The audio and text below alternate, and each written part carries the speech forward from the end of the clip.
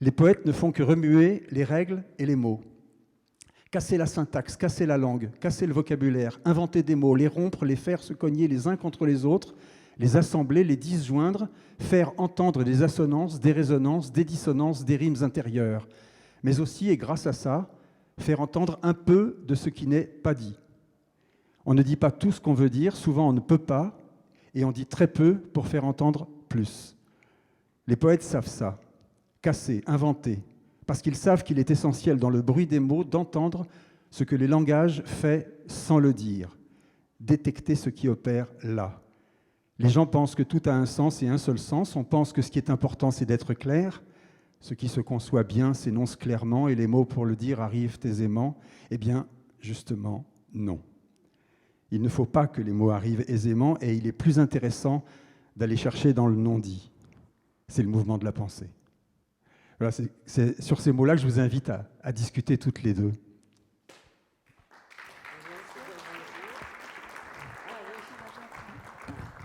On ne se connaît pas, on vient de se dire bonjour. Moi, je voudrais d'abord remercier les personnes qui sont là. Je trouve un peu étonnant que ça s'appelle le grand soir et qu'on soit en pleine lumière, cette belle lumière de l'automne, mais les grands soirs sont peut-être très lumineux. Alors, je voudrais, moi, rebondir sur ce que Jean-Michel vient de dire d'un texte de Claude Régis, que j'idolâtre depuis très très longtemps, qui n'est plus là, mais auquel je pense souvent, et qui aimait beaucoup le noir, et qui aimait beaucoup le silence. Et à chaque fois qu'on allait voir un spectacle, je ne sais pas si ce mot de spectacle convient d'ailleurs pour définir l'appartenance au théâtre de Claude Régis, demandait deux choses. Il demandait à chacun des spectateurs de s'asseoir en silence. Il était derrière nous pour attendre le silence et le vrai silence, et il nous mettait dans le noir. Alors on peut peut-être commencer comme ça. On fait le noir en nous, mais on fait silence.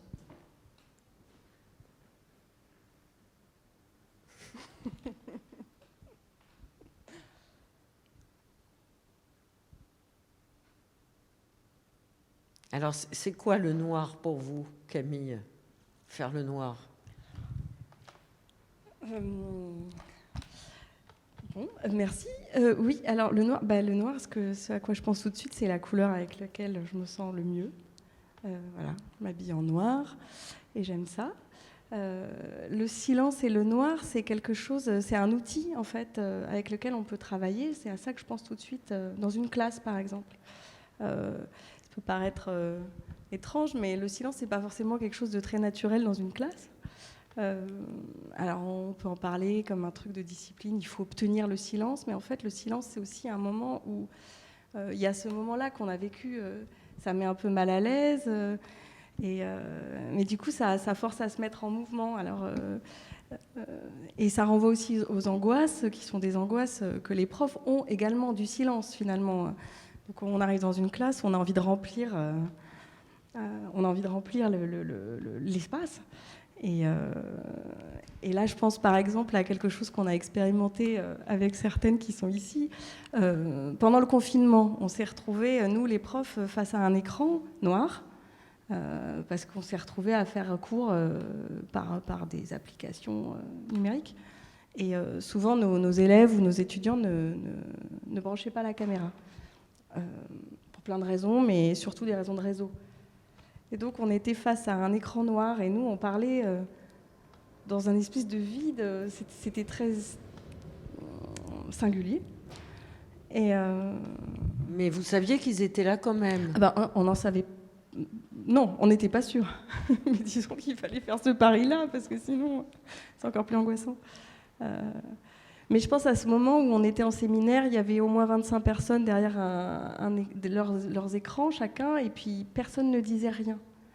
Et ce moment-là, c'était un moment où je voyais bien qu'il y avait certains collègues qui avaient envie de prendre la parole, qui avaient envie de absolument remplir ce silence. Et moi, je voulais absolument pas qu'on le remplisse pour qu'il y ait des élèves ou des étudiants derrière leur écran qui osent la prendre, cette parole. Et qu'il se passe quelque chose. Voilà. Donc c'est une lutte contre soi pour que quelque chose émerge, quoi. Voilà, je dirais ça.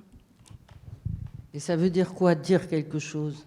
Ah ça, oui, Ça dépend. Des fois, on parle pour ne rien dire. Donc, il faut mieux se taire dans ces cas-là, je pense. Oui, mais de vous, on attend la vérité, vos élèves. Ah bah non. Non, ça, il faut dissiper ce malentendu très vite. S'ils attendent de moi la vérité, ils vont attendre longtemps. Donc, non, moi, je suis là pour créer quelque chose qui va être une interrogation ou une insécurité ou quelque chose qui va faire qu'on va se mettre à penser ensemble et qu'on va se mettre à produire quelque chose qui est de l'ordre de la pensée et justement ne pas dire dire pour dire quelque chose, justement. C'est l'enjeu, c'est pas toujours évident. Et comment on met en marche la pensée? Et est-ce que la pensée n'est pas quelque chose d'individuel? Si, c'est évidemment... C'est-à-dire que l'attention, elle est toujours entre avoir un groupe en face de soi et devoir travailler avec tout le monde et en même temps que chacun, chacune, travaille, pense, réfléchisse, s'interroge et du coup construise quelque chose de singulier. C'est pas facile, mais c'est l'objectif. Et comment sentez-vous que quelqu'un pense à l'intérieur de votre classe?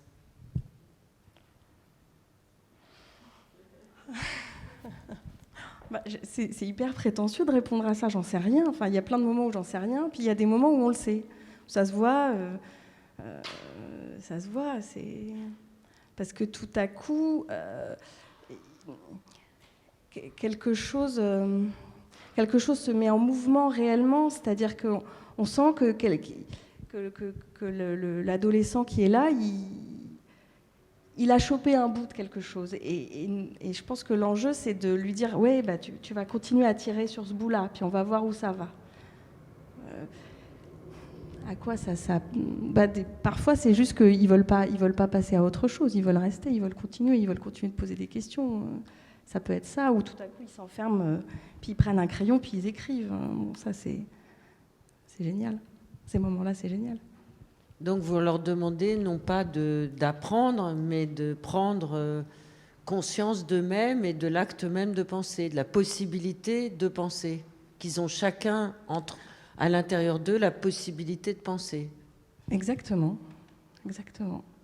Qu'ils ont cette possibilité et qu'on est là pour les accompagner ou pour découvrir avec eux, un peu comme ce que vous racontez vous dans l'émission que vous avez enregistrée, que moi j'ai adoré à la prison centrale d'Arles, où vous dites que finalement, ce qui a été le moment où les choses se sont mises à se passer vraiment, c'est le moment où vous avez cherché ensemble ce que vous alliez faire et comment vous alliez construire ensemble un espace d'abord, et puis peut-être une confiance. Vous pouvez nous en parler peut-être? Ah, mais attendez, je ne vais pas lâcher sur vous là tout de suite. Je voudrais vous parler de Marguerite Duras par rapport à votre métier d'enseignante, que j'ai eu la chance d'exercer, mais trop peu d'années dans mon existence, simplement que 2 années. Marguerite Duras, dans un texte absolument incroyable, parce qu'il est très énigmatique, en tout cas à mes yeux, il demeure très énigmatique, il s'intitule Ernesto. Elle fait dire à un petit enfant qui ne veut pas aller à l'école. Ses parents comprennent très bien qu'il ne veuille pas aller à l'école, mais comme l'école est obligatoire, il y a l'inspecteur qui vient dans la maison, qui vient supplier les parents pour persuader leur propre enfant d'aller à l'école. Et alors le petit Ernesto, il répond à l'inspecteur et à ses parents: pourquoi voulez-vous que j'aille à l'école, puisque j'aurai à apprendre à l'école des choses que je ne sais pas. L'école, c'est apprendre des choses que je ne sais pas. Qu'est-ce que vous pensez de cette définition? Alors d'abord, ça me touche que vous parliez de Marguerite Duras. Bon. Ensuite, pourquoi... qu'est-ce que j'en pense? J'en pense que c'est vrai. C'est évidemment vrai. C'est-à-dire qu'évidemment qu'on va à l'école pour apprendre des choses qu'on ne sait pas et que c'est bien que ça se passe comme ça. Qu'effectivement, l'école, dans ce qu'elle a aussi d'un peu... enfin, dans tout ce qu'on entend sur l'école, qui doit être cet endroit où tous les enfants arrivent à égalité, se débarrassant éventuellement du poids de leur famille, des traditions, du quartier. Et donc ça va dans le même sens, c'est-à-dire là c'est un endroit où, on le dit souvent aux jeunes profs quand ils arrivent dans le 93, en Seine-Saint-Denis, on leur dit oui, il faut absolument qu'ils laissent leurs problèmes à la porte de la classe. Bon. Donc ça c'est bien, effectivement, donc tu laisses tes problèmes à la porte de la classe, et puis ici on est un groupe. Et on est tous à égalité. Et on est tous à égalité. Bon, mais évidemment on sait aussi que c'est un mensonge. C'est un énorme mensonge. Déjà, on ne laisse pas ces problèmes à la porte de la classe, ça n'existe pas, enfin, ça n'est pas possible. Ni moi ni eux n'arrivons à le faire. Et par ailleurs, non, on n'est pas à égalité. Et ça, on a quand même beaucoup de gens depuis très longtemps qui travaillent et qui produisent des enquêtes, des études, des statistiques qui montrent qu'on n'entre pas à égalité et on ne sort pas à égalité de l'école. Et c'est encore vrai aujourd'hui, ça l'était déjà... il y a longtemps. Oui, mais pendant le temps où vous faites école, c'est ça. Vous considérez tous vos élèves à égalité ou pas? De mon point, moi dans ma classe, évidemment. Donc ils sont à égalité. Oui, et au moins il y a bien sûr. Donc on apprend des choses qu'on ne sait pas. Mais comment on fait pour apprendre? C'est plutôt ça la question. Comment je fais pour apprendre des choses que je ne sais pas? C'est-à-dire sur quoi je vais m'appuyer et sur quoi je vais pouvoir compter chez moi. Pour aller vers quelque chose que je ne sais pas, puisque effectivement on construit un savoir, on est dans un mouvement et il faut bien... c'est exactement comme les profs disent, il faut prendre confiance en toi. Oui, il faut prendre confiance en toi. Oui. C'est plus facile à dire qu'à faire. Donc ça, c'est une réflexion effectivement qui m'intéresse beaucoup. Sur quoi est-ce que mes élèves peuvent s'appuyer pour aller vers quelque chose qu'ils ne savent pas? Est-ce qu'ils ont envie de savoir des choses qu'ils ne savent pas? Bien sûr, oui. Quoi? Quoi? Quelles sont ces choses dont ils perçoivent peut-être un peu l'existence, mais par définition, ils ne savent pas ce que c'est? Comment leur donner le goût de ça? Je crois qu'il n'y a pas de ça. Ils n'identifient pas quelque chose qu'ils voudraient savoir et que moi, je saurais.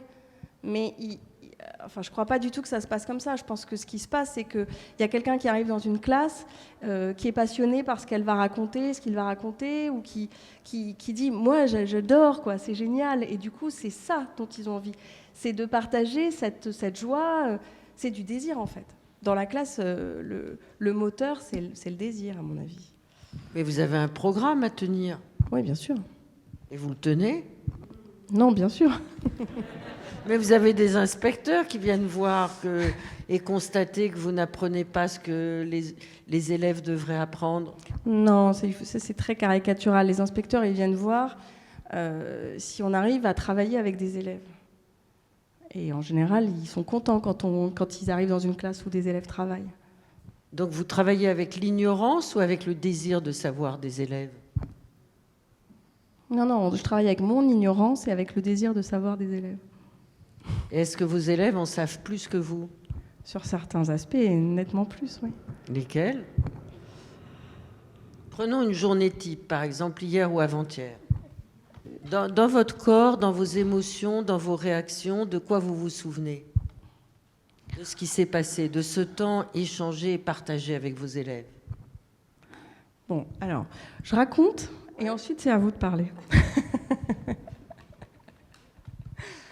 Ce que je peux raconter, c'est qu'un mardi, j'arrive au lycée, j'ai 2 heures de cours avec une classe avec laquelle on travaille sur la revue de presse. Je leur demande de choisir des articles de presse et puis de les problématiser. C'est un travail très difficile, mais je leur demande de le faire et puis on y travaille ensemble. Et la semaine d'avant, ils m'avaient interpellée sur quelque chose qui défrayait un peu la chronique, c'était les paroles d'un rappeur qui avait été accusé d'antisémitisme. Et donc ils étaient absolument révoltés, parce que c'est souvent dans la classe, c'est un 2 poids 2 mesures, on entend des propos islamophobes qui ne sont pas du tout relayés comme étant islamophobes, et puis là, d'ailleurs ce rappeur il n'est pas antisémite, etc. Il me raconte ça. Bon, alors moi je ne connaissais pas les paroles de la chanson, et donc je leur dis, écoutez, tant que vous ne m'avez pas donner les paroles de cette chanson, je ne peux pas en parler parce qu'il y a une loi, il y a des lois qui encadrent la liberté d'expression en France et donc on ne peut pas dire n'importe quoi. Donc, oui, mais non, mais on vous jure, madame, c'est pas antisémite. Bon, très bien, mais je veux bien vous croire, mais apportez-moi les paroles. Donc, il ne les avait pas, évidemment. Et puis mardi, j'ai un élève qui lève la main, qui me dit « Venez voir ma revue de presse ». En fait, il avait recopié les paroles de la chanson, et puis il en avait produit une analyse, et puis il arrivait à la conclusion que c'était clairement antisémite, et que ça a tombé sous le coup de la loi. Et d'ailleurs, il était allé vérifier, et donc voilà, quand le rappeur disait « J'arrive », une des phrases c'est « J'arrive déterminé comme Adolphe en 1933 », bon, c'est antisémite, voilà, clairement, et ça tombe sous le coup de la loi. Ça, je trouve ça extraordinaire qu'il y ait eu une confiance suffisante pour qu'on ne soit pas dans la rupture du tout, que j'ai une classe qui m'en parle, voilà, je suis contente. Quand il se passe Est-ce que son analyse a entraîné la conviction des autres élèves ? C'était quand même très convaincant que ça vienne de lui. Beaucoup plus que de vous ? Bien sûr, ouais. Donc en fait, votre boulot, c'est d'essayer de faire penser le collectif de la classe, les aider dans cet accompagnement actif, et pas du tout d'administrer des choses ou même de transmettre. Il faut que ça soit quelque chose d'actif à l'intérieur d'eux. Exactement. Et disons que ça permet la transmission. Quand dans l'émission à la Maison Centrale d'Arles, vous dites « Moi, je suis arrivée sans avoir envie de transmettre un savoir », mais plutôt de construire ensemble, nourrir ensemble. Non, mais c'était vraiment... Ça m'a beaucoup touchée, ça. Parce que je trouvais que c'était... ça faisait écho à des choses que j'essaye ou que je pense qu'il est plus efficace de faire dans un collectif. Voilà. Oui, mais alors, les prisonniers d'Arles, on a un témoin ici vivant, Jean-Michel Grémillet. Il y a un témoin à laquelle je pense beaucoup, avec qui on a partagé cette aventure, qui est Sarah Louis. Ouais. Sans ça, je n'aurais pas pu faire le travail, parce que pour le coup, c'est du collectif, même si c'est moins de collectif. Mais franchement, individuellement, moi, je me suis rendu compte, mais très très vite, je crois la première ou la deuxième fois, la première déjà, mais la deuxième encore plus, qu'ils en savaient beaucoup plus que moi sur la vie. Donc la question que je vous pose, est-ce que vous pensez que vos élèves en savent beaucoup plus que vous sur ce que ça veut dire vivre ?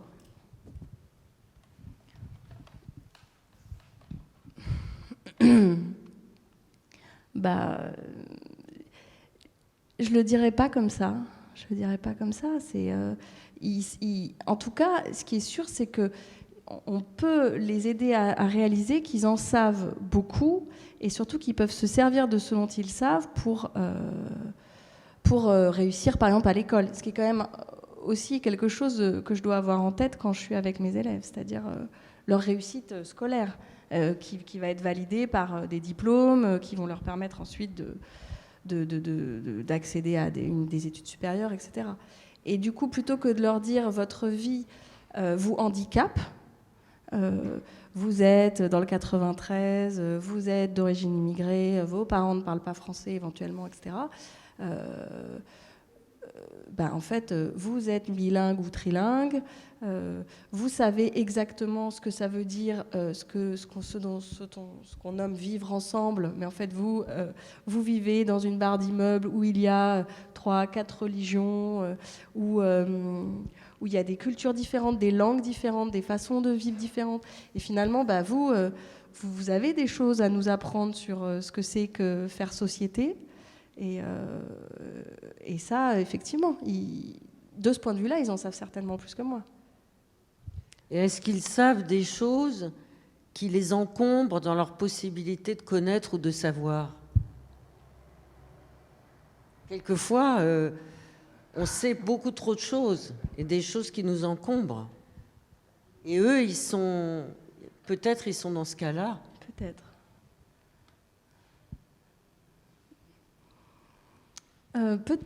Peut-être. Je sais pas, moi, alors c'est peut-être un idéalisme de prof, mais moi, en tout cas, je le vois souvent plutôt comme on les empêche de savoir quelque chose et du coup, ils s'empêchent de savoir. Je le tournerais plutôt comme ça, mais peut-être que Peut-être qu'il faut que je me penche sur l'autre côté, effectivement. Trop savoir, ça empêche de savoir. En tout cas, une grande lucidité sur les possibles empêche les possibles qui leur sont offerts empêchent certainement d'oser envisager des choses plus ambitieuses ou plus éloignées de ce à quoi on les réserve habituellement. Ça, certainement. Bernard Lahire dit les enfants qui sont en ZEP, ils ne prennent pas leur désir pour la réalité, ils prennent la réalité pour leur désir. Et ça bloque beaucoup dans un parcours scolaire ou dans un parcours de vie, en général. Et est-ce que vous percevez que la capacité à connaître ou à comprendre et à se comprendre dépend des facultés objectives et matérielles dans lesquelles l'éducation se passe? Ou pour le dire autrement, dans les classes privilégiées, quand les élèves arrivent, ils ont vécu une enfance et un début d'adolescence dans une innocence, une forme d'innocence, une forme de protection qui a permis peut-être l'énergie du savoir. Et peut-être vos élèves ont-ils été contraints très jeunes de devoir porter un fardeau qu'on ne demande pas forcément à des jeunes enfants ou à des jeunes adolescents. Oui, mais c'est pas forcément vu comme un fardeau. C'est-à-dire que s'ils arrivent et qu'on se dit ils portent un poids trop lourd pour eux, ou il y a des choses qui sont des fardeaux, ou ils font les papiers pour les parents qui parlent pas français, etc. Je pense qu'on les enferme là, et que c'est vraiment pas notre boulot. C'est justement de dire tout ce que tu fais là, on va s'en servir en classe pour construire quelque chose. Ce qui avantage sûrement les classes plus aisées dans l'école, c'est plutôt la proximité entre ce qu'on demande à l'école et ce qu'on demande à la maison. Et la proximité dans ce qui est reconnu comme un savoir légitime et qui a de la valeur, quoi. Et donc évidemment, cette proximité fait que les enfants, quand ils arrivent à l'école, ils sont dans un environnement qui leur est familier. Et donc ça, évidemment, ça avantage énormément. En termes d'égalité, là... il y a une inégalité qui est très forte. Et le prof va reconnaître des compétences parce que c'est son milieu, parce que c'est sa façon de voir les choses. Donc il y a une condition objective de prise en compte d'un état de fait de l'inégalité, d'une certaine façon. Ce que Bourdieu a appelé la reproduction des inégalités et qui passait... pour lui, d'abord par l'école. Oui, mais ça n'empêche pas l'émancipation. Et ça n'empêche pas de travailler à une émancipation collective. Mais il faut quand même... on ne peut pas travailler là dans le noir, pour le coup. Il faut quand même être lucide sur les conditions qui sont faites aux élèves et puis à nous aussi, qui partageons avec eux ce quotidien à l'école. Est-ce une fierté pour vos élèves de vivre dans le 93 ? Est-ce qu'ils s'en revendiquent ? Ils s'en revendiquent, bien sûr, parfois par boutade ou par provocation. Et puis, quand on y réfléchit sérieusement ensemble, aussi par fierté, oui, éventuellement, bien sûr. Et vous êtes fière de travailler dans le 93 ? Je suis très heureuse de travailler dans le 93. Et fière... c'est à double tranchant, cette question. Parce qu'en fait, souvent, on considère que vraiment... c'est presque héroïque, et ça m'agace énormément. Parce que c'est pas héroïque du tout. Non, parce que c'est pas héroïque du tout. Donc ça fait partie de la stigmatisation. Complètement. L'héroïsme. Complètement. Et dans le vocabulaire sociologique et journalistique d'aujourd'hui, il y a une expression qui avait été inventée par un jeune sociologue il y a 3 ou 4 ans, je crois, qui fait florès maintenant partout, sur tous les médias, dans tous les journaux, et qui est l'expression « les territoires perdus de la République ». Comment vous comprenez cette expression et la jugez-vous négativement ? Oui, très négativement. Oui, c'est le territoire perdu de la République. J'arrive pas trop à... Je comprends même pas comment on peut dire ça, en fait. C'est vrai que dans l'ouvrage « Territoire vivant de la République », l'idée, c'était de montrer que, justement, ces territoires qui pouvaient être qualifiés de perdus, pour nous, ils étaient vivants. Ils étaient vivants et ils étaient riches des gens qui y vivaient. ce qui n'avait pas grand-chose à voir avec la richesse matérielle des habitants de Seine-Saint-Denis.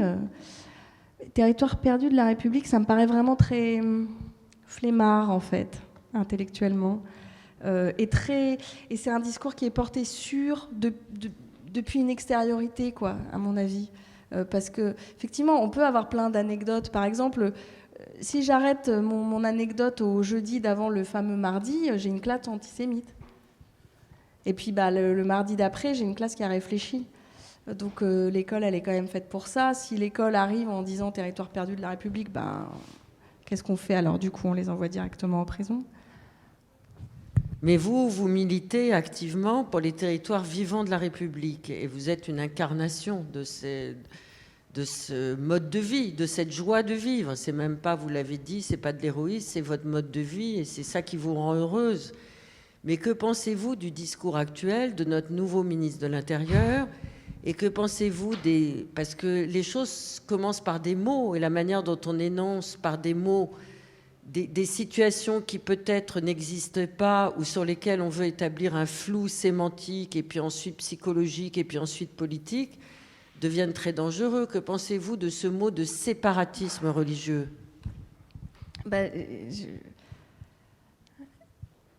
Moi, quand je regarde les choses depuis l'endroit où je travaille, le séparatisme, il m'apparaît effectivement très clairement, mais il n'est pas à Saint-Denis, le séparatisme. Les hommes blancs qui nous gouvernent me paraissent plus séparatistes que mes élèves. Voilà. Mais ça les travaille beaucoup, le séparatisme, beaucoup. Évidemment, ils se sentent à juste titre visés. Et ça paraît. Qu'est-ce que vous leur dites par rapport à ça? Par rapport à cette espèce, enfin oui, on peut appeler ça une stigmatisation. En tout cas, c'est une objectivation d'une situation qui n'existe pas vraiment. Bien sûr qu'il y a des gens qui pratiquent le séparatisme et qui constituent une infime minorité par rapport à la masse du peuple français qui peut se sentir visé par ce mot-là. Donc, c'est ça qui m'inquiète, moi. Oui, comment eux le perçoivent? C'est inquiétant. C'est inquiétant. Et oui, ce que je leur dis, c'est qu'il faut travailler. Qu'il faut être rigoureux et qu'on ne peut pas répondre justement en disant « ouais, c'est pas moi, c'est vous ». Quoi. Et que donc, on y travaille. On y travaille et l'idée, c'est de porter leur parole. Donc, de trouver des moyens que leur parole... d'être une passeuse de leur parole, d'une certaine manière. Mais c'est compliqué. On se sent enfermé, là, pour le coup, vraiment. Enfermé, de plus en plus. C'est inquiétant. Alors, vous avez dit tout à l'heure que les élèves avec qui vous travaillez, Camille, sont les élèves qui vont aller faire les papiers pour les parents, vont aller servir d'interprètes pour leurs propres parents qui, quelquefois, n'ont pas acquis les outils nécessaires pour pouvoir s'exprimer en français. Est-ce que ça construit une langue commune, une sorte de Babel des langues, à l'intérieur du collectif de votre classe? Est-ce qu'il y a des créations langagières qui sortent de cette multiplicité d'appartenances de langue? Alors, oui. oui, il y a le parler des jeunes du lycée, c'est une langue à part entière. Effectivement, si on le regarde comme ça, on peut entendre le monde entier dans nos classes. Ouais, on peut entendre le monde entier dans nos classes. Mais ce qui est compliqué, c'est que j'ai dit ça, mais en même temps, j'ai plein d'élèves dont les parents sont français depuis longtemps. Et donc, c'est ça qui est aussi très intéressant dans les lycées de Seine-Saint-Denis, je trouve.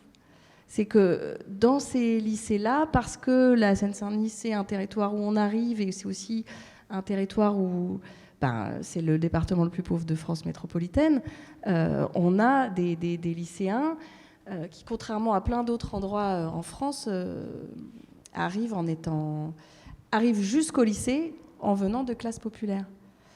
Et donc ça, c'est extrêmement intéressant. Et donc on a une multiplicité de profils sociaux qui cohabitent au lycée, ce qui est moins le cas dans beaucoup de lycées de France où le tri social c'est fait avant. Qu'est-ce qu'ils Voilà. veulent faire, vos élèves?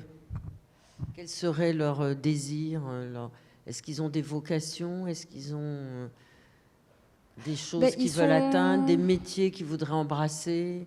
Ils sont comme beaucoup d'adolescents, ils veulent changer le monde. Donc, ils veulent s'engager, ils veulent être avocats. Avocat, c'est très important, avocat. Ils veulent faire du droit, ils veulent être footballeurs aussi, bien sûr, mais pas seulement. Alors, je m'étais aperçue avec Sarah et avec Jean-Michel assez vite dans notre petit collectif, à nous, là, dans la prison d'Arles, que ce qui plaisait donc aux personnes qui acceptaient notre atelier d'écriture, c'était qu'on parlait une langue, puisqu'on les a fait travailler sur Racine. On parlait une langue, on essayait de mémoriser cette langue particulière que sont les Alexandrins, le rythme des Alexandrins, la manière de respirer que nécessitent les Alexandrins, mais aussi une sorte de territoire inconnu que représente la langue de Racine. Et c'est venu très souvent, ça, cette espèce d'obsession de dire « nous, on aime venir là parce qu'on parle une autre langue et que toute la journée, en fait, on nous parle mal, on se parle mal, et ce qu'on entend, c'est les égouts de la langue, en quelque sorte, c'est des insultes, c'est du langage très vulgaire, etc., etc. Alors, est-ce que vous ressentez aussi la même chose dans l'espace de l'école, que c'est un endroit où on pratique une autre langue, un ressourcement de langue? J'aimerais bien pouvoir répondre oui. Je suis pas sûre. Je pense que dans ce à quoi vous faites allusion et qui m'a frappée aussi dans ce que les hommes qui participaient à l'atelier racontaient, il y a quand même une grosse différence. Enfin, je sais pas quel âge avaient ces participants, mais c'est quand même des les âges. Tous les âges. Mais c'était Jean-Michel est pas loin, mais disons de 18 à 70, en gros. Tous les âges. Oui. Mes élèves, ils sont... Ouais, ils ont tous le même âge. Ils ont tous le même âge, et puis on ne peut pas dire qu'ils aient particulièrement envie de parler autrement. Alors après, ça peut se créer. Par exemple, quand on va travailler à l'écriture de quelque chose, on peut accompagner une exigence, bien sûr. Mais spontanément, je ne peux pas dire qu'ils aillent vers les Alexandrins, quoi. Non, ça, c'est sûr que non. C'est sûr que non. Oui, mais ils vont vers le rap. Et en discutant avec vous et en vous écoutant, je me dis que un des creusets de l'éducation, ça passe sûrement par le rap et les chanteurs et les chanteuses de rap. Et c'est leur rapport à la langue, c'est ce qui leur plaît le plus. Et donc, c'est majeur. Bien sûr, mais ça reste complètement ascolaire pour eux. Ça rentre pas... ils voient pas... Enfin... qu'ils voient pas. C'est compliqué de parler de manière très générale parce qu'en réalité... Non, mais parlons en particulier. Moi, je vais vous parler d'une jeune femme qui a 22-23 ans. Peut-être elle a été reçue ici à Bobigny. Elle s'appelle Fatima Das. Elle vient de publier un premier roman dans une toute petite maison d'édition. Évidemment, par définition, elle était totalement inconnue. Ce texte est très très beau et parle de l'éducation qu'elle a reçue à l'intérieur de sa famille, et notamment de l'importance de son père, le fait que son père était un peu le roi de la famille et comment sa mère était un peu écrasée, et est toujours d'ailleurs un peu écrasée par son propre père. Elle parle aussi de sa sortie de la domination masculine, même si elle éprouve beaucoup d'amour envers son père, mais ça ressemble à du rap. Donc il y a une forme de poésie qui passe par l'énonciation des paroles, par le chant, par la musique, mais qui passe aussi par l'écriture. Et c'est peut-être des choses qu'il faudrait amplifier aujourd'hui en France. Oui, sûrement. Mais c'est peut-être pas justement, alors du coup, dans le 93 qu'il faudrait le faire. Pourquoi ? Parce que c'est toujours pareil. La question, c'est... On en a parlé au départ, arriver à l'école pour apprendre des choses qu'on ne sait pas. Et c'était ça aussi l'ambition de, peut-être, enfin en tout cas moi je l'ai entendu comme ça, de Racine et de Bérénice en prison. Donc proposons de faire du rap aux élèves de Victor Duruy, ça me paraît être une excellente idée, qui s'approprie la culture française, peut-être dans des aspects qu'ils ne connaissent pas. Et puis, je ne sais pas, faisons autre chose avec nos élèves. Et puis, rencontrons-nous. Moi, je trouve que c'est très... Apprenez Bérénice à vos élèves. Voilà, alors. par exemple. Alors là, l'inspecteur, je pense qu'il il dirait que c'est hors programme. Parce que je suis prof d'histoire. Mais je suis à peu près sûre que vos élèves vous suivraient. Hein. Ah, mais je pense que... Oui, je pense que les élèves suivraient à peu près n'importe où si on leur dit qu'on y va ensemble. Voilà, si on leur dit qu'on y va ensemble. Dans Territoire vivant de la République, j'ai écrit le titre de l'article, c'est l'histoire de l'extermination des Juifs d'Europe racontée par un bourreau homosexuel. Ça dure 3h30, c'est en néerlandais, on y va. Et ils sont venus. Et quand même, a priori, je ne sais pas si j'y serais allée sans eux, et je ne sais pas s'ils seraient venus sans moi. Voilà. Et donc, on y est allés les uns avec les autres pour vivre quelque chose ensemble, c'est sûr. Et a priori... c'était pas gagné. Voilà. Donc on en revient à Claude Régis, qui était au début de notre conversation et qui pensait qu'effectivement il y avait communauté qui se créait par le biais du théâtre, nous tous dans le noir, dans le silence, pour pouvoir accueillir une parole. Qu'est-ce qu'a de commun votre métier avec la représentation de théâtre? Est-ce une forme de théâtre un peu intime qui débouche sur du collectif?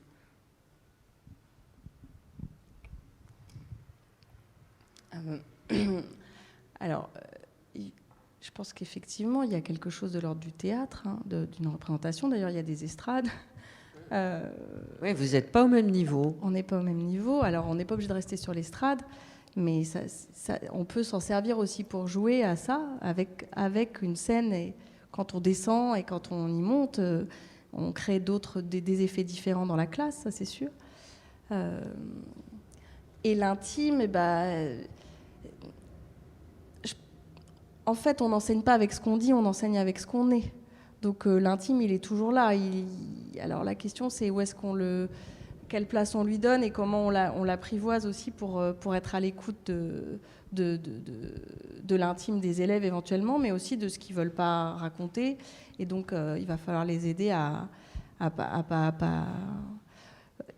En fait, il va falloir les aider à ne pas se mettre dans des conflits de loyauté qui vont les empêcher qui vont les empêcher d'être là, qui vont les empêcher de travailler ensemble. Donc voilà, oui, il y a quelque chose de l'ordre de... On arrive dans une pièce, on va éteindre la lumière, pourquoi pas, on va faire le silence et on va décider ensemble de travailler à quelque chose.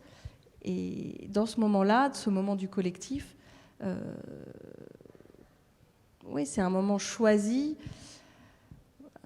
pour faire quelque chose ensemble. Ça serait l'idéal, ça ne marche pas à tous les coups. Et est-ce que le hors-champ de ce qui ne se passe pas à l'école traverse les moments passés ensemble avec vos élèves et vous à l'intérieur de l'enceinte de l'école? Et est-ce que vous en savez quelque chose? J'imagine que oui, puisqu'il doit y avoir des choses qui se passent. Il y a des choses qui se passent, évidemment, oui, évidemment. Est-ce qu'on en sait quelque chose? On en sait ce qu'ils veulent bien, ce que nous on veut bien aller chercher. Est-ce que eux veulent bien partager avec nous? Parfois c'est au détour de quelque chose de tout à fait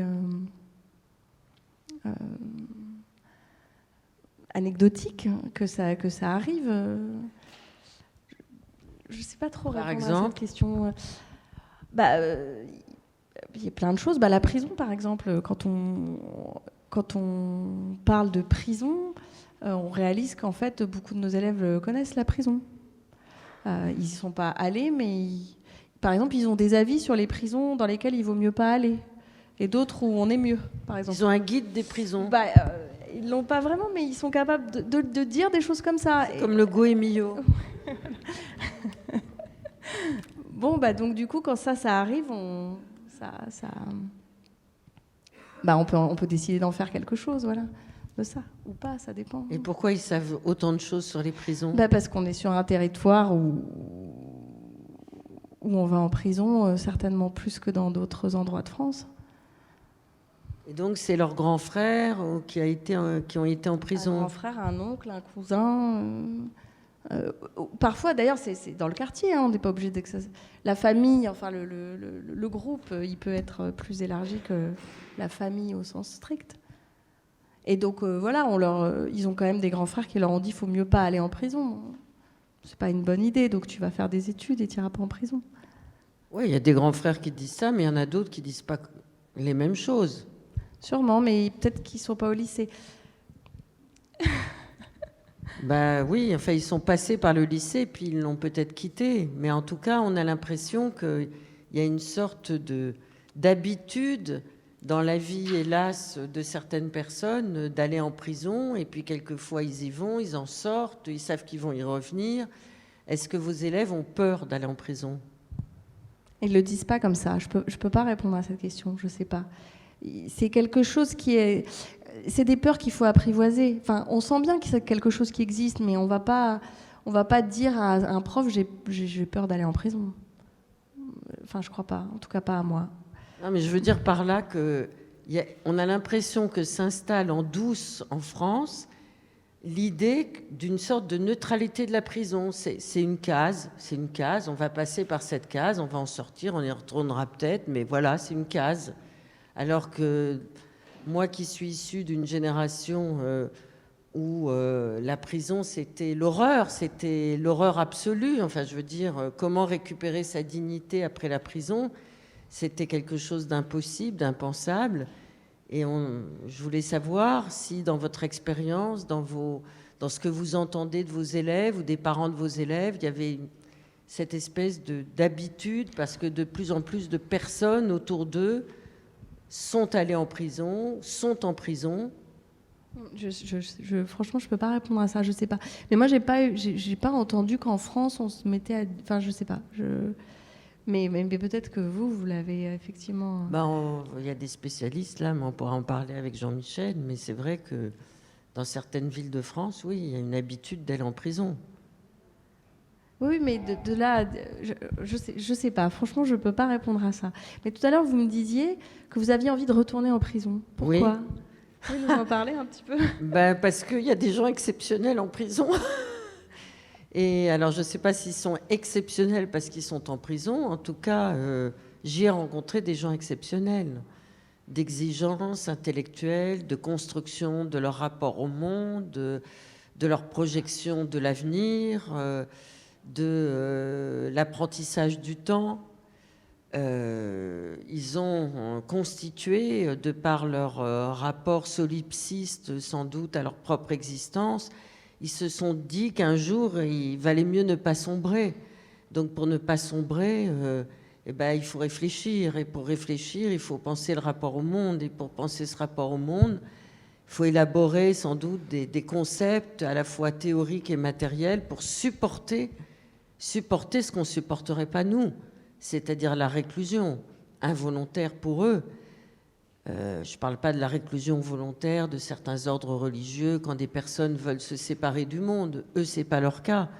Ils n'ont pas voulu se séparer du monde, mais ils le disent. En tout cas, dans les personnes avec qui nous avons travaillé, ils disent tous qu'ils sont responsables et coupables d'être en prison. Ils ne disent pas « Oh là là, c'est bizarre que je sois en prison ». Ils savent pourquoi ils sont en prison. Ils savent qu'ils ont risqué gros et que la prison était peut-être au bout du chemin. Et donc, ils ont pris acte qu'ils étaient en prison. Mais au lieu de se lamenter sur le fait qu'ils soient en prison, et à Arles, c'est des longues peines. Ouais. Donc, ils sont là pour très, très longtemps en prison. Au lieu de se lamenter, ils ont décidé de construire leur propre rapport à la liberté dans un endroit privé de liberté. Ce n'est pas donné à tout le monde. Parce qu'on ne pense jamais à sa propre liberté. On en jouit, mais on y pense rarement. Mais eux, ils sont obligés d'y penser tous les jours. Donc évidemment, c'est des sources philosophiques de réflexion et d'apprentissage.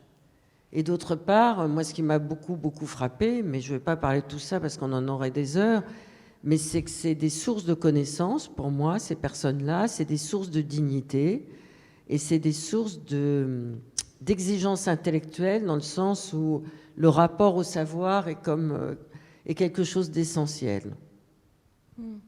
Et est-ce que vous pensez que c'est une forme... Enfin, que le fait que vous ayez été en prison, que vous y ayez passé Enfin, beaucoup de j'étais temps. pas en prison, Non, pas comme eux. Non, hein. vous ressortiez. Mais vous y avez passé presque un an, non? C'est ça, d'atelier en prison? Ouais, un peu plus même. Ouais, enfin. Ouais, Est-ce que c'était, ça faisait partie d'un engagement politique ou d'une forme de militantisme, justement de dire ici, mais j'ai rencontré là-bas une exigence intellectuelle, c'est-à-dire pas quelque chose qu'a priori on projette sur des gens qu'on appelle des prisonniers, quoi. Alors, pour moi, c'est une longue histoire qui a à voir avec ma propre génération, qui a à voir avec mes études, et qui fait que j'ai eu la chance de pouvoir rencontrer Michel Foucault. Et Michel Foucault avait fondé avec d'autres camarades ce qu'on a appelé le groupe Information Prison. Et tous les samedis après-midi, nous, les étudiants, on était très jeunes étudiants, on faisait partie, on était très, très, très amoureux de Michel Foucault, de Gilles Deleuze, de Félix Guattari, des pensées alternatives, aussi bien en termes de psychiatrie, de maladie mentale, de prise en charge des fragilités, des vulnérabilités de la société. Et on a immédiatement pensé, même si on était très jeunes, grâce à tous ces gens-là, que la prison et l'hôpital psychiatrique, c'était des lieux pour pouvoir analyser notre société. C'était même le foyer à partir duquel il fallait essayer de comprendre notre propre société. Donc on allait tous les samedis en fin de matinée, dans l'après-midi, devant la prison de la Santé.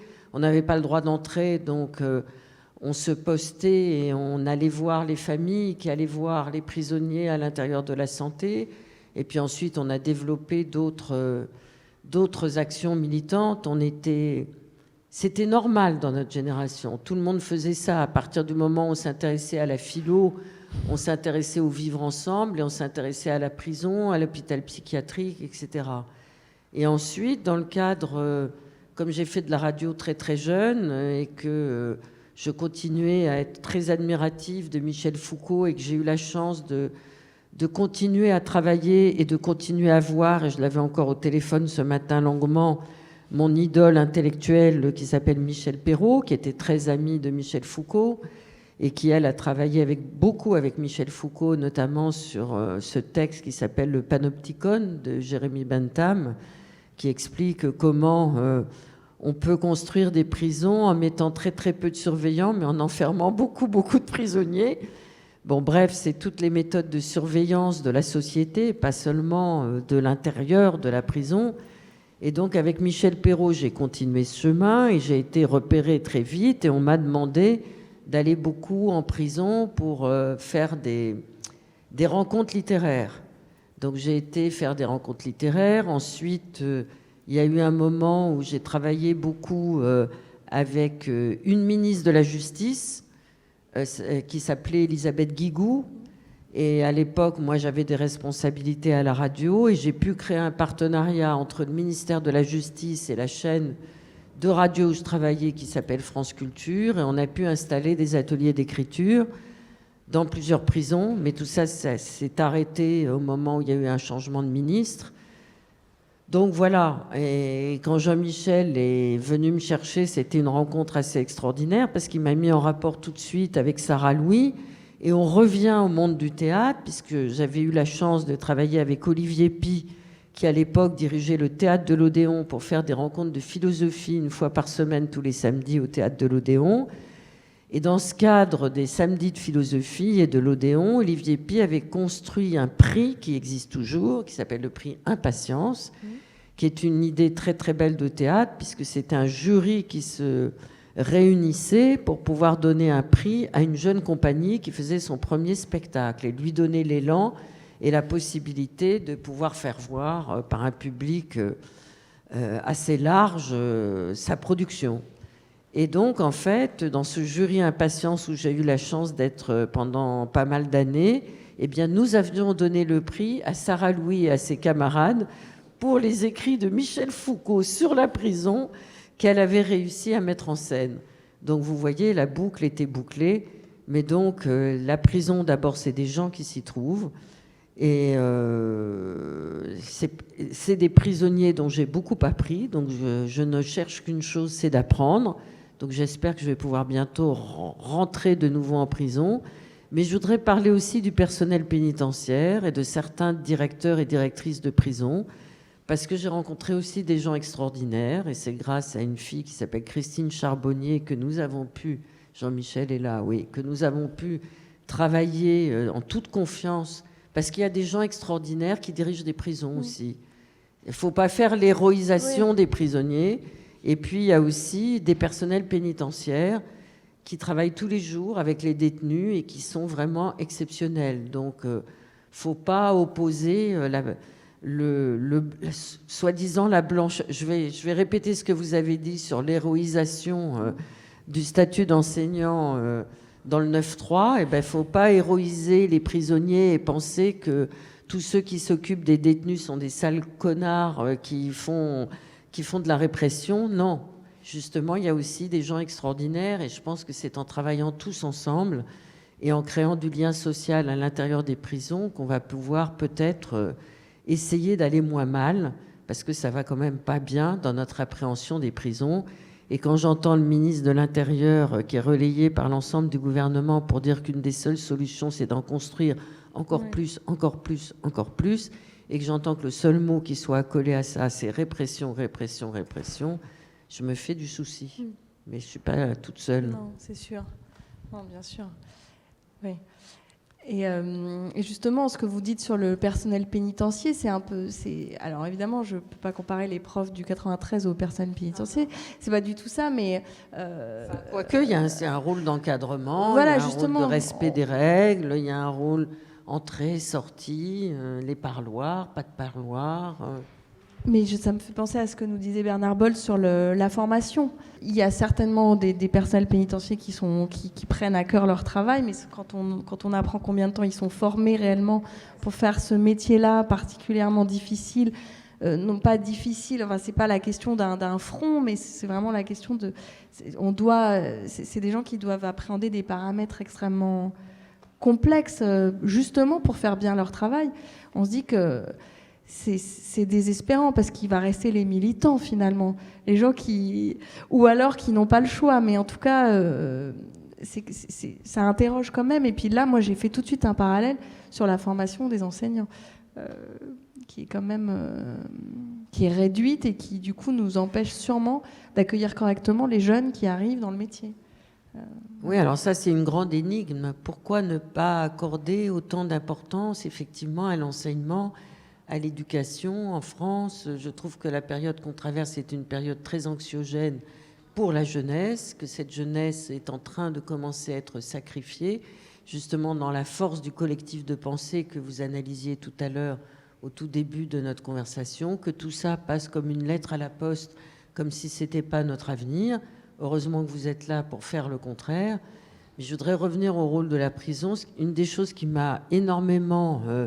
étonnée et que j'ai beaucoup admiré, c'est qu'il y a beaucoup de femmes dans les personnels pénitentiaires, dans les prisons, et notamment dans la prison d'Arles, mais pas seulement, à Marseille aussi, etc. Et je crois que quand on veut travailler en prison, et je ne suis pas sûre que ça soit extrêmement bien vu de travailler en prison par les petits camarades ou les copains, quand on sort... le soir et qu'on dit qu'est-ce que tu fais dans la vie? Je travaille dans une prison. Je ne suis pas sûre que ça soit considéré comme super sexy. Donc il faut un certain courage pour pouvoir aller travailler en prison. Et donc ces personnes le font, mais je pense qu'à travers les conversations qu'on a pu avoir, c'est comme une sorte de vocation, quoi. C'est comme, je ne sais pas si vous acceptez ce terme pour définir votre métier, mais il y a quelque chose qui plaît comme une vocation, quoi. Oui, c'est toujours un mot compliqué parce que quand on dit vocation, on ne parle pas du métier et de la dimension du métier qui s'apprend et qui doit être appris. Et du coup, c'est vrai que souvent, vocation, ça permet de dire « Ah comme c'est une vocation, on ne va pas vous former. » Parce que finalement, c'est un feu sacré qui brûle, quoi. Alors, donc voilà, donc la vocation, oui, certainement. Il y a quelque chose de cet ordre-là, de l'envie de travailler avec la jeunesse, effectivement. Et puis, de ce que ça apporte. Enfin, la vocation, c'est aussi quelque chose qui permet de tenir debout, quoi. Mais Mais c'est vrai que souvent, j'ai tendance à dire oui, non, c'est pas une vocation, c'est un métier, il s'apprend, et puis il y a des techniques, et puis il y a des choses qui permettent de le faire en étant bien et en se sacrifiant pas, justement. Alors justement, ça c'est très important. Est-ce que vous pouvez nous décrire justement ce métier qui consiste aussi à essayer de se préserver et à ne pas se sacrifier? Je crois que Enfin, il faudrait quand même que ce soit le cas pour tout le monde, de pas avoir à se sacrifier pour faire correctement son travail. C'est pas particulier au métier de prof, enfin je crois pas. Mais qu'est-ce qui permet de... La question c'est qu'est-ce qui permet de se préserver, c'est ça?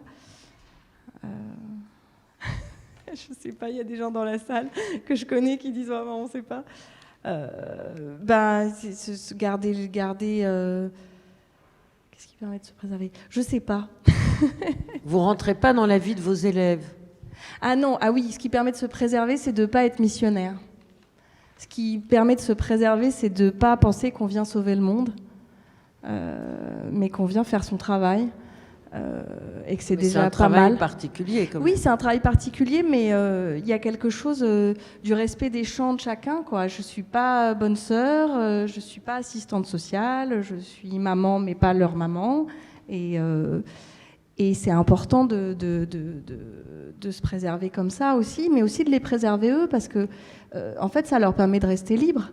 Parce que si on est tout, comment ils font pour s'opposer? Quand ils ratent un contrôle, alors ils nous trahissent, ils trahissent l'amour de leur mère. Enfin, c'est compliqué. Donc non, c'est voilà, c'est un métier particulier, mais on peut pas tout faire, quoi. Chacun a sa place, et eux, du coup, ils peuvent être libres et dans leur singularité, et dans leurs échecs, et dans leurs provocations, et dans leur imperfection. Et est-ce que vous suscitez des vocations parmi vos élèves? Pour être prof? Ah bah ça, ce serait hyper prétentieux de dire qu'on en suscite, mais j'ai des élèves qui font histoire et qui viennent me le dire, et je suis très contente. Ça, c'est sûr. Mais c'est un travail... voilà, oui. Oui, il y a quelques élèves qui ont beaucoup participé à des projets avec Hortense, justement, et la MC 93, etc., qui continuent et qui font de l'histoire. Et il y a quelque chose, oui, évidemment, ils disent que c'est aussi parce qu'on a vécu ça ensemble qu'ils ont voulu faire de l'histoire. Et est-ce que vous allez être prof toute votre vie? Je sais pas. Est-ce que vous... Oui, je sais pas. Bon, on va s'arrêter sur ce « je sais pas ». Moi, je trouve ça génial, ce « je sais pas ». On verra ce que l'avenir nous réserve, exactement.